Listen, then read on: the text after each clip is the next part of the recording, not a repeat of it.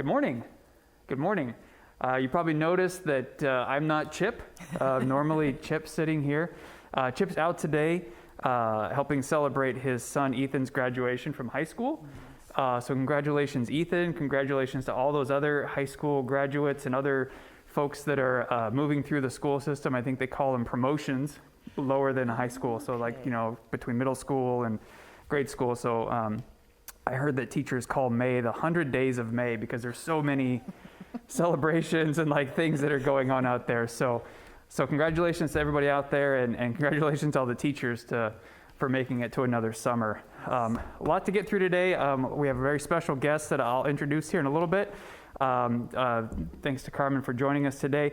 I want to get through a little bit and I want to hear from Carmen. So first and foremost, I want to let everybody know that this June 3rd, 11 a.m. here in the Chambers, we will be having a swearing-in ceremony for Alan Ward, Chief Ward, who's going to be our new Carmel-by-the-Sea police chief. We're very excited to have him. He's coming to us by way of Merced, where he was formerly a captain, which is, you know, the next highest rank there below chief. I've had an opportunity to meet him on a couple of occasions. Wonderful gentleman. Great personality. I think he's going to fit in really well here. So hopefully people come. It's going to be here in the Chambers. It's open to the public. We'd love to have folks come and celebrate. It's going to be virtual as well. We're going to have an opportunity for people, just like during our city council meetings, to watch it via Zoom if they want as well, if you don't feel comfortable coming or can't make it to the Chambers. So that's June 3rd, 11 a.m. here in the Chambers. Other upcoming community stuff, I want to remind everyone that June 21st and 22nd, we're having our first community workshop with Nori Winter and my team working on our Design Traditions project. This is updating our zoning code, our design guidelines. We haven't done it in 20 years, so it's a big project. We're all very excited about that, so make sure you come and join us for that. What else we got? Upcoming city council meeting. We're excited. Adoption of our city budget, June 7th. That's how we keep the lights on. That's how we provide all those wonderful services for the villages through that budget. So the adoption date is June 7th at the regular city council meeting. So tune in for that. That's a big deal. Let's see, what else do we got? I wanted to let everyone know there. I've heard a little bit out there. We are in the midst of working on updating our city's wireless ordinance to deal with wireless communication facilities, cell phone towers, as some call them. There is a ordinance that's floating around out there. It was not crafted by the city. It's a local citizen group, which is great. People are getting involved. There's a local citizen group that has paid for, funded, and written a draft ordinance. The city currently doesn't have a draft ordinance. We are going through the process of doing a workshop first with the Planning Commission. That's going to be on June 8th to get some feedback on some very specific things that the Planning Commission has purview on, and then our outside counsel will start working on drafting an ordinance. But I think there was a little confusion that ordinance that's out there right now is the city's, and it's not. It was drafted by a local citizen group. So I wanted to share that with everyone. Really, that's about it. I'll talk a little bit more, but I want to give you some time. Carmen is the deputy fire marshal from Monterey Fire and a wonderful human being. So Carmen, please tell everybody a little bit about yourself and what do you want to share with us today? One of our unsung heroes of the village.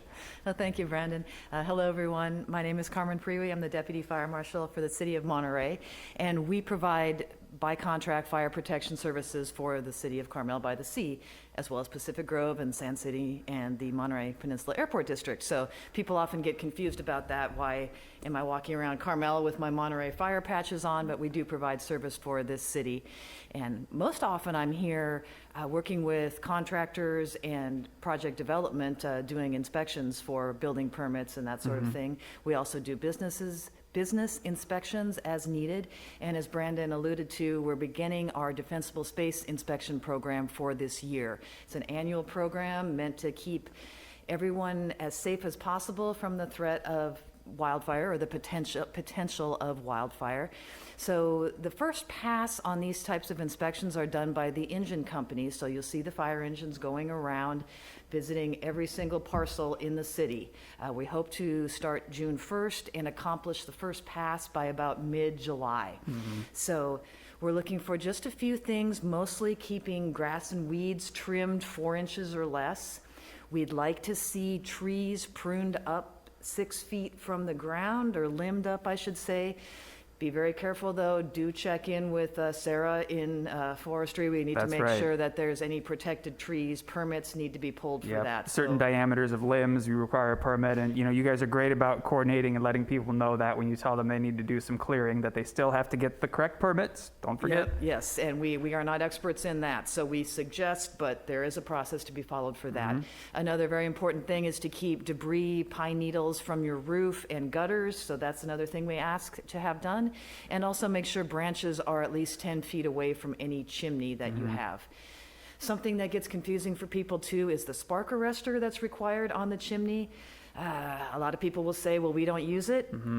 That is really hard for us to know or enforce, so there is a city ordinance that requires a spark arrestor. And that's like that little metal, funny looking metal cap on top of your chimney. mesh Yeah, screen yeah, that and it does what it just says. It keeps the sparks from going out into the air. Exactly. Yep. And even if you've got a gas insert, there is a city ordinance that says you need a spark arrestor, you need a spark arrestor, Yeah. period. And this is really a great service that you provide, the Monterey Fire provides, and the team provides. And what happens when you go and you see something that maybe needs to be addressed? And if the engine company does find something that needs to be addressed, there's a little sticky note that will be placed somewhere on the front of your home. We try to be inconspicuous. We know there's second homeowners here, so we don't want it out in the open that there's not someone at home. So we leave it as inconspicuously as possible.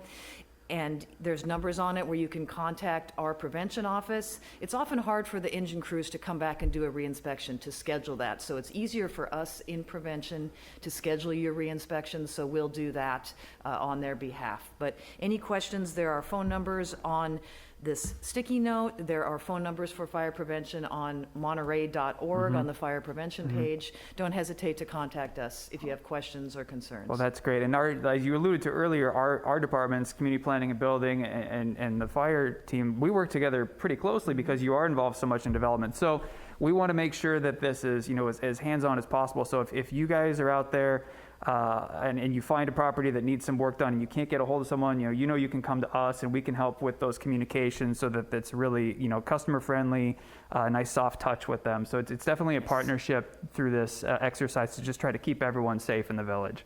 Yes. So thank you for all you do. I really You're appreciate that. Yeah. Anything else you want to share with the folks, or?